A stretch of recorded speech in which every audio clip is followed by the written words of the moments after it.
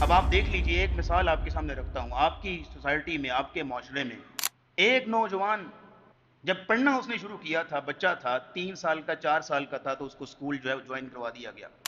کتنے سال لگتے ہیں اس کو ڈگری مکمل ہونے میں؟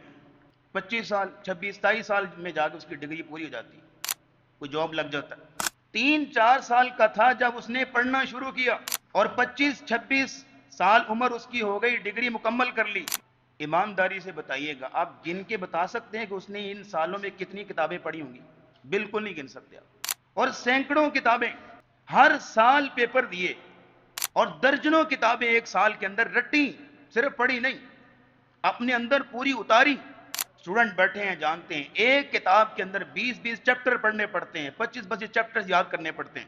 25 26 سال عمر ہو گئی ہے، سینکڑوں کتابیں اس نے پڑھ لی، لیکن زندگی میں ایک کتاب پڑھنے کی اس کو فرصت آج تک نہیں ملی۔ وہ کتابیں جو گوروں نے لکھی، وہ کتابیں جو غیر مسلموں نے لکھی، اس کو دن رات رٹے مار رہا ہے، اور ہر سال امتحان دیے، بہت کچھ کیا، لیکن وہ کتاب جو رب نے بھیجی، جس کو کاتبین وحی صحابہ اکرام نے لکھا، جس کو اللہ کے فرشتے لکھتے ہیں، اس کتاب جس کے 30 چیپٹر ہیں، صرف 30 پارے ہیں، اس کتاب کو پڑھنے کے لیے 25 30 سال میں ایک دن بھی اس کے پاس میسر نہیں ہے۔ اس سے بڑھ کے محرومی کیا ہے؟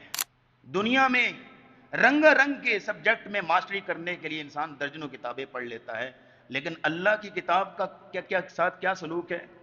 بڑی حد اگر کوئی کریں گے تو قاری صاحب گھر میں لگوا دیں گے، ناظرہ پڑھا دیں گی، بس بچے کو ریڈنگ آ گئی، بس ٹھیک ہے جی، اب اس کی پڑھائی مشکل ہو گئی ہے، اب قاری صاحب کی چھٹی کرائیں۔ اور اس کتاب کے اندر لکھا کیا ہے، مفہوم کیا ہے، رب کا تقاضا کیا ہے، وہ پتہ ہی نہیں۔ اسے ہمیں سروکار کیا؟